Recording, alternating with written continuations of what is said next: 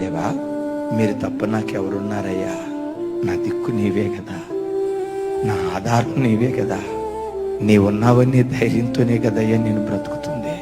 నువ్వు ముఖం చాటేస్తే నేను ఎట్లా బ్రతకగలనయ్యా? నా ప్రార్థనకు నువ్వు జవాబు ఇవ్వకపోతే ఎలా ఈ భూమి మీద నేను మనగలనయ్యా? నిన్నొక్కడిని ఆధారం చేసుకుని బ్రతుకుతున్నా.